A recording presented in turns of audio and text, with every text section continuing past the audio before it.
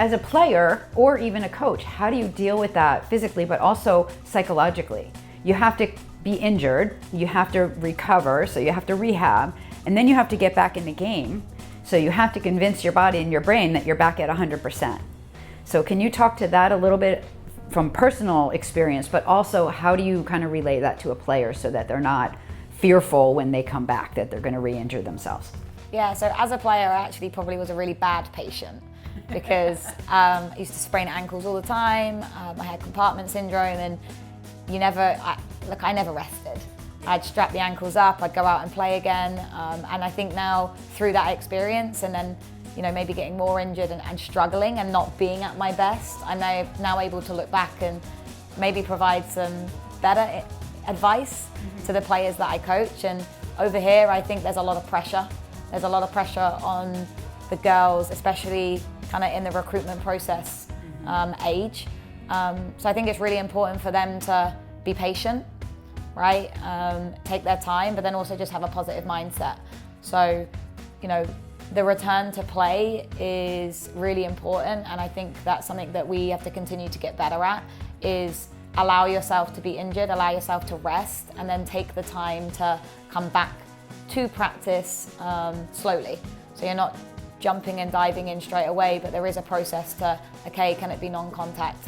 Then can you slowly work yourself back in? But being positive, reframing it, and understanding that you're going to get injured at some point, and you're going to probably suffer a few injuries. Yeah. So just understanding that it is part of the process of the sport, and the ups and downs will help you to learn a little bit more about yourself and how to face adversity, and that kind of experience itself is going to help you in the future. Yeah, and I think we're learning that here too, Morris Spine and Root Cause. We are a sports chiropractic practice, and so dealing with athletes, especially some of these soccer seasons, they're so short. So if you injure your ankle in the first week or two, sometimes that's it. So then there's a difference between injuring yourself during a game. We've had things happen where people will dislocate a finger or pull off a fingernail, or they'll sprain their ankle or a toe or something like that. And the first thought always is, can you tape it? Is there something we can do so I can get back in the game? And then concussions is a whole nother level. What do you do with a head injury?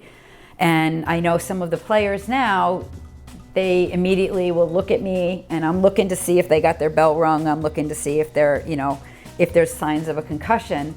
And some of them are just so into the game that they'll just say, 2468, it's Tuesday, we're playing this team. Like they have it all programmed just so they can get back in.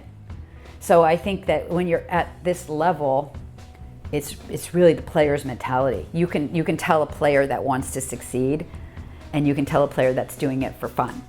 Yeah. That's just kind of recreational, and the mindset is very different.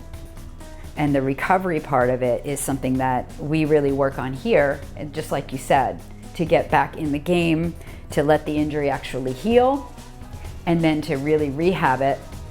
But there's rehabbing it so that you can play, but then there's also rehabbing your brain so that you're not always trying to protect that body part, because that kind of sets you off a little bit and you're off balance, and then you're likely to get injured again.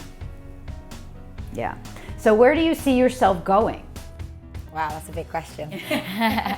I'm not entirely sure. I think the last few years I've really loved the training methodology side of it, which is kind of the implementation of a style of play and a game model, and then into practice design and then onto the field. So I've really enjoyed that perspective of designing sessions and then watching the girls be able to try and transfer that skill onto the field. So I think it's definitely still on the field, but maybe more of a technical director role where I can help other coaches and kind of play with the game model a little bit more to bring out the best of what we and who we are at STA. But ultimately, STA is every year we get better and better. And this year we've been extremely successful. So I'm excited to see what's next. Yeah, you gained some national attention, national broadcast this year, which was really excellent. And as far as the leadership team, you're the only female on that top tier. As of now, but yeah, We actually just got a former teammate of mine from Reading FC, Katie Quinlan. So she's just come in. She was just the assistant coach at Portland Thorns and at NWSL.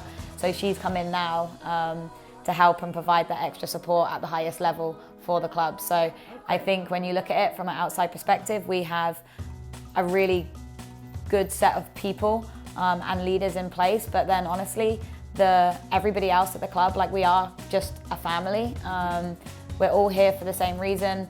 Probably 95% of us are from Europe. So I think that provides that family outside of a family kind of situation where we're all in it together for the same reason. Yes. Well, it's been great talking to you. And I hope that you'll come and talk with us again. I'm excited to see where you're going. And working with STA has just been a great experience for me. No, thank you. So thank you.